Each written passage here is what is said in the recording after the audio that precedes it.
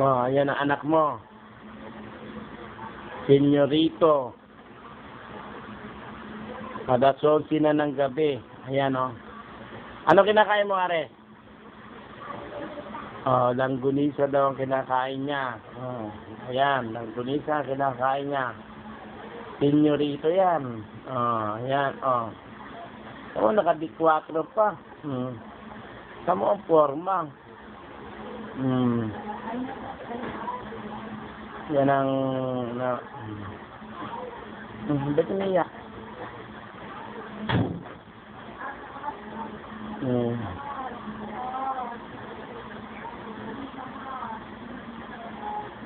Ito, dito naman tayo sa kwarto. Alas 11 ng gabi yan.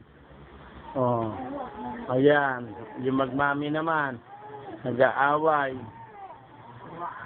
Bakit naman kayo nag-aaway na magmami?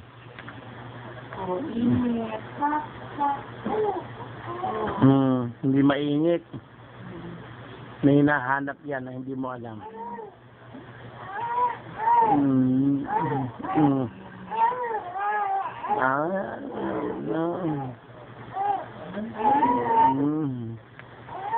Dito kayo. May hinahanap yan na hindi mo alam.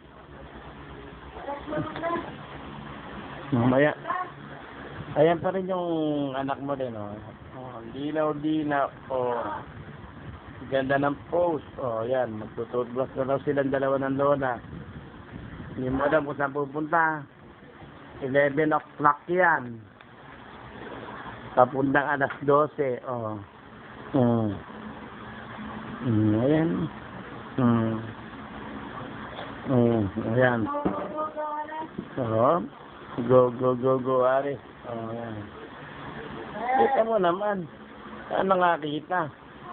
May pinagmanahan siguro to. Kakain lang, nakahiganan. Naka-D4 pa. Oh. Oh, nakikita mo yan? Oh. Kaya nga pinaano ko sa ito, parang makita mo. Oh. Sarap yan. Oh. Ayan, nag-aaway sila maglola. Oh, ayan. Ayan. Tututbasin yan. Ayan. Ano po? Pakarat. Ano po?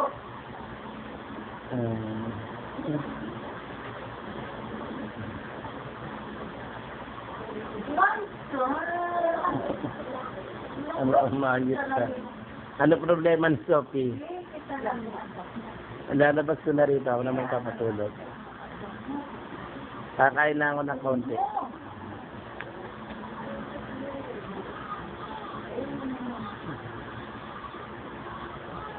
Gusto mo nun? Papanilay mo eh. Ano ka?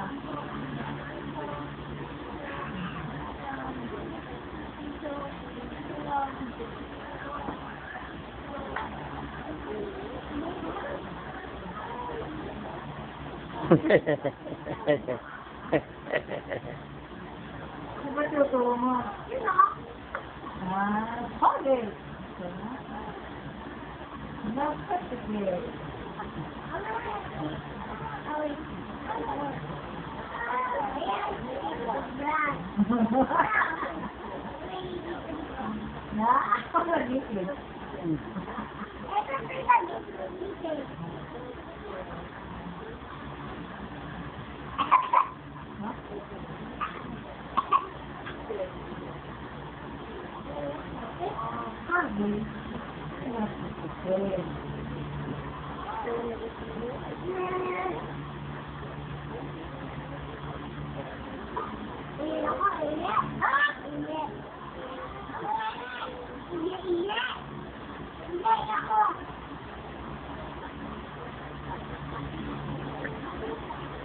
Bulu ka ba?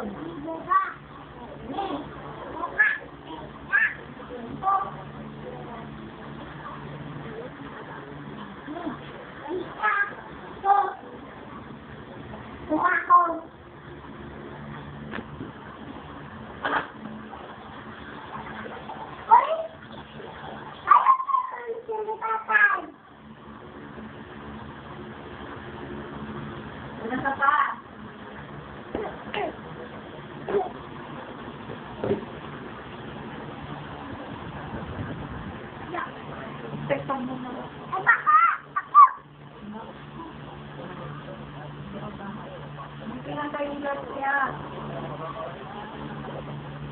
Oy, abot mo na yung ilaw.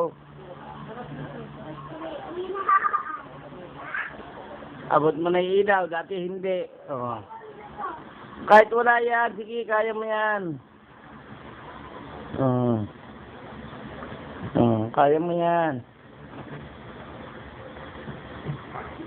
Akyat, makyat ka. Talaga naman bubili ko yun. Ito abot. Ito abot. Ay, lobat na. Wala na. Ayan mo na, mamaya na. Lobat na.